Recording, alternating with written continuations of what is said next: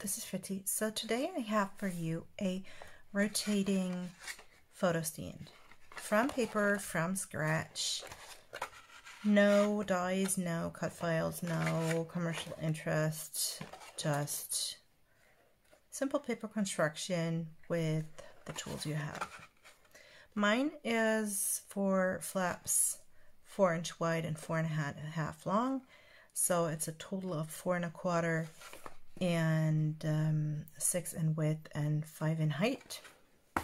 But you can adjust this to whatever size you want, depending on what kind of pictures you have or what the purpose is. It goes, you can do Instax, or if you have something sturdy enough to do your construction with, I bet you could, you know, take this up to 12 by 12 layouts, or even, you know, like 8.5 by 11 or whatever, depending on the material you use for your base for it to be sturdy enough.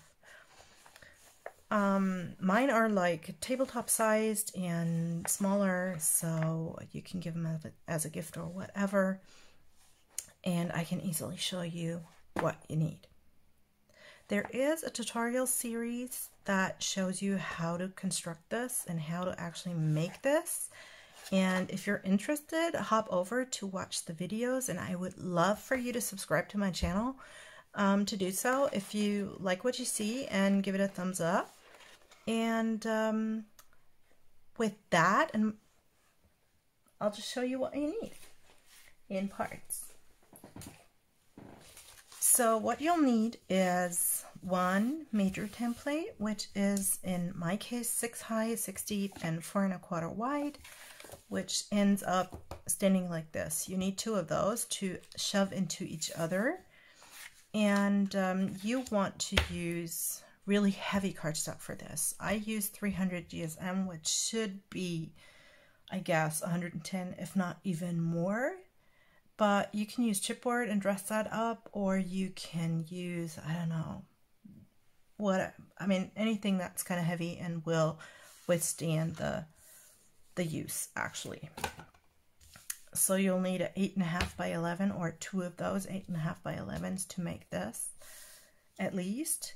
Then you'll need another 2 decorative for the decorative panels, so you want to use whatever paper you want with this. You can layer them up however many layers you want, but the minimum would be 2 for the inside and 2 for the outside, which amounts to 4 of those decorative panels. You'll need a dowel piece that is cut at 2 3/4 by 5 1/4, which basically is 4 1/4 plus the glue tabs, and scored at 1/4 inch each. But I'll show you that obviously in the how-to video.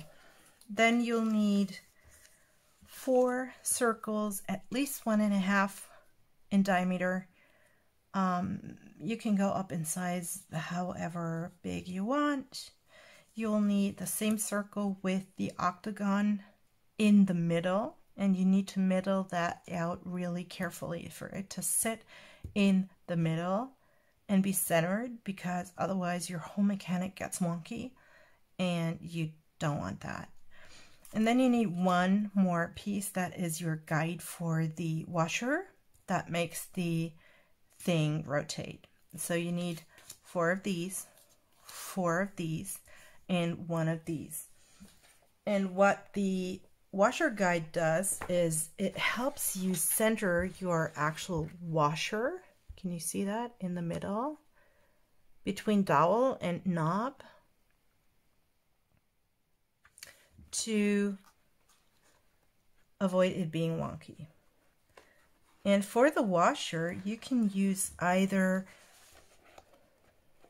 a flat button or an actual washer. If you're lucky like me and have a husband who's a car nerd and has a gazillion of those in his workshop outside, you can use those, or you can use coins, which I always hesitate to do, because coins for me, it's money. I mean, I use it to obviously by my stash, but I always hesitate to use them in crafts because money is money. But if you don't have those qualms, just go ahead and use coins. Just make sure they're the same size.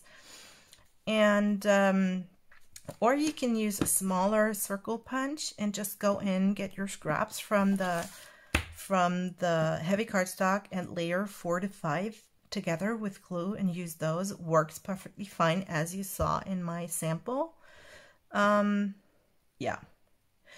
And another piece you'll need is this, which is the knob piece that you use to actually turn your dowel. You need 2 of those. This is my personal construction, so whatever you want. I mean, you can glue a paper mache knob to it. You can use whatever you want. You can actually leave off the knob and use, instead of the same size circle here, use a bigger scalloped circle, which is easily turned to go on the outside. So you'll have like a big wheel to turn. If you don't want the knob here, you can always go with a bigger circle here. And if you use like a scalloped circle, that will work perfectly fine. So if you say, this is too much work for me, this is too intricate, I don't like it, it's too fuzzy, it's too whatever, just, you know, just find a way around it. No sweat, whatever.